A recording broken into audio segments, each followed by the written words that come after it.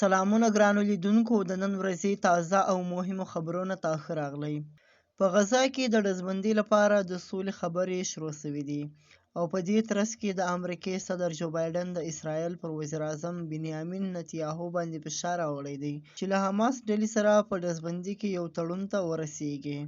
د دواړو هیوادونو مشرانو د چهارشنبې په ورځ ماښام ټلیفوني خبرې کړې دي او تر دې خبرو څو ګنټې مخکې د امریکې د بهرنیو چارو وزیر انټوني بلینکن د ډزبندۍ په اړه منځني ختیځ ته خپل 4 ورځنی سفر پای ته رسولی دی او بیرته واشنګټن ته ستون شوی دی.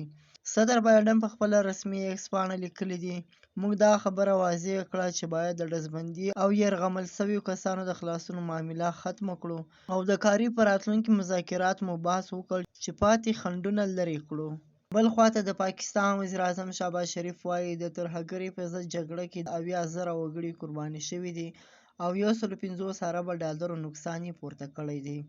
د چهارشنبې په ورځ په اسلام آباد کې د ځوانانو کمیشن ته خپله وینا کې وزیر اعظم شهباز شریف ویلي دي پاکستان نقصان د $150 اربو کړی دی، خو کومو طاقتونو چې موږ ته د ترهګرو سره د جګړې کولو ویلي وو هغوی یوازې $100 اربه راکړي دي.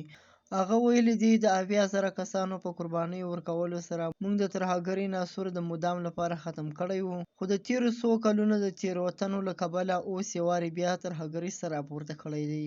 وزیر اعظم شهباز شریف په خپله وینا کې د ترهګرۍ د څپې د بیا چټکېدو علتونه څرګند کړي دي، خو تر دې وړاندې شهباز شریف او د هغه حکومت نورو چارواکو وخت په وخت په پخواني وزیر اعظم عمران خان تورونه لګولي دي چې هغه په خپل حکومت کې ترهګر بیرته راوستلي وو او په پاکستان کې ډېر کړي وو. دا و د نن ورځې تازه او مهم خبرونه. سبا نیوز سبسکرایب کړئ او له نورو ملګرو سره هم شیر کړئ.